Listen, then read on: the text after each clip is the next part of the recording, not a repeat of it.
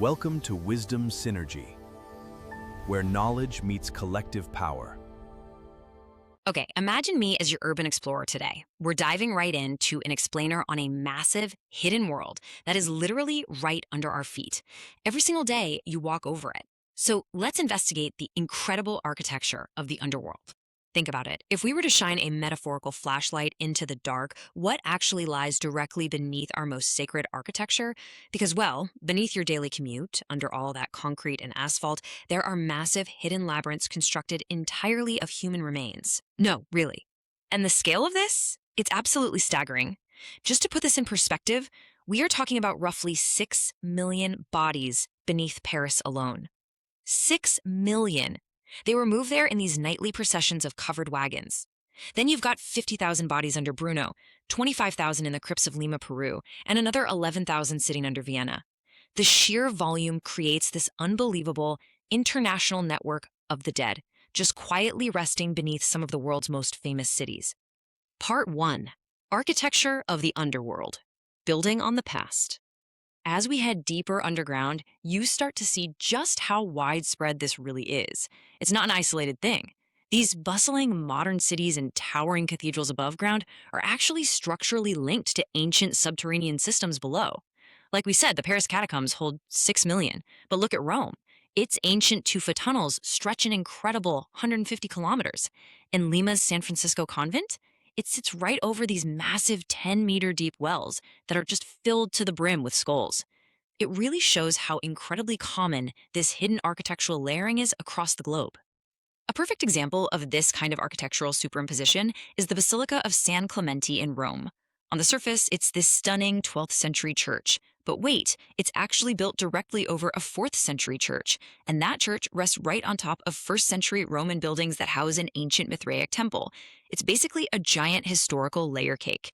We see this worldwide. New sacred architecture is almost consistently built directly atop older, and maybe even slightly unsettling, pagan foundations. They're just absorbing the deep history of these sites. Which brings us to part 2, the discovery. Geometric patterns of bone. Okay, so as we venture further down into these crypts, you start to realize these are not just chaotic bone dumps. Not at all. The discovery of a highly precise geometric patterns of bone shows us something way more strange and clearly intentional. I mean, why go through the immense trouble of arranging millions of skeletons into perfect geometry? That question is absolutely central to understanding the true nature of these hidden spaces. We really need to investigate the meticulous and, yeah, frankly eerie placement of these remains across totally different continents. Because we're looking at some seriously macabre museography here.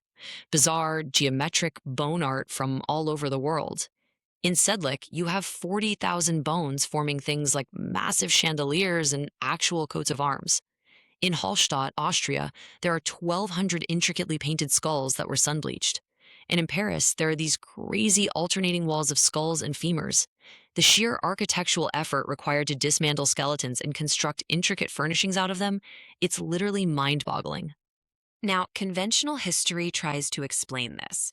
There's a well-known quote that says, "Slowly but surely the quarrymen lined the walls with tibias and femurs, punctuated with skulls which form the basis of most of the decorations." Right. So that's the official narrative. But you have to admit, it definitely plants a seed of doubt. Could ordinary 18th century quarrymen really achieve this level of global geometric perfection? Just picking out specific bones to build perfect walls as a sort of side project to clear space? Let's look at part 3, the investigation. The official versus the alternative. To really wrap our heads around this mystery, we need to neutrally weigh the totally divergent narratives explaining these massive, geometrically precise underground cities. So, the official narrative attributes these bone labyrinths to urgent 18th century public health crises, basically overflowing urban cemeteries. In Paris, authorities supposedly just relocated remains to abandoned limestone quarries to stop the spread of disease. Simple enough, right? But then, on the flip side, we have the alternative theory. This perspective looks at that precise geometric arrangement we talked about and claims these sites are actually hidden trophies, constructed by a highly advanced previous civilization that was somehow wiped out and covered up by modern history. These alternative theorists argue that the sheer scale and complex architecture just do not match the story of a hurried burial cleanup. They think it points to hidden truths.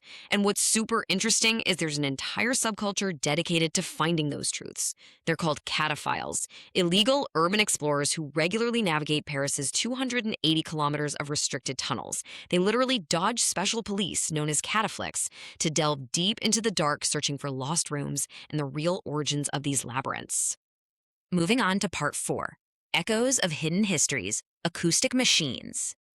Let's see how this builds into an even deeper layer of the mystery, specifically regarding what these subterranean structures might actually do. Because what if the architecture isn't just visual? Some theories suggest it's highly functional. This brings us to a really fascinating scientific field called archaeoacoustics. Basically, it's the study of the acoustic properties of archaeological sites. Research actually shows that ancient and medieval builders intentionally designed religious structures with highly specific acoustics, linking the architecture directly to sound, resonance, and potentially even inducing altered states of consciousness during rituals. And what is truly fascinating here is one very specific resonant frequency, 110 hertz. This exact acoustic signature is found consistently in ancient subterranean structures around the world. For instance, the 6,000-year-old hypogeum of Malta, which, wouldn't you know it, also housed thousands of skeletons. Studies show that listening to a frequency of 110 hertz can literally mediate changes in cognitive processing and alter your brain activity. So how in the world do we interpret the function of these giant buildings sitting directly over millions of bones? Well, let's compare the viewpoints again. Mainstream acoustics views this as sophisticated architectural design meant to enhance polyphonic worship and organ music, make it sound beautiful. But speculative energetics, they offer a wildly different theory. They propose that these churches and bone labyrinths are acting as actual frequency-based machines. You see, human bone exhibits a piezoelectric effect, meaning it can actually generate an electrical charge under mechanical stress. So this alternative view suggests that massive church organs above ground were literally used to send vibrations through the bones below, manipulating energy and the acoustic environment of the cities themselves. Wild, right? Which brings us to our final section, part 5, the revelation, the enduring memento mori. Whether you view these sites as elaborate public health solutions or ancient energetic machines, they hold this profoundly deep psychological truth. I want you to take a moment and think about this powerful epitaph. It's translated directly from a plaque inside the bone-decorated Capuchin crypt in Rome, a place where spiritual masters famously used to meditate with skulls right in their hands. It reads, "What you are now, we once were. What we are now, you shall be." Wow, it is the ultimate chilling message from the past. Just a visceral reminder of human mortality, quietly and intentionally memorialized right beneath our feet. And that brilliantly illustrates the ultimate takeaway of this explainer. Regardless of which historical narrative you align with, what we're really looking at is a universal architectural system designed to force us to confront our own mortality. The true ancient system that's still operating today isn't necessarily some secret organization. It's humanity's continuous, cross-cultural architectural engagement with death.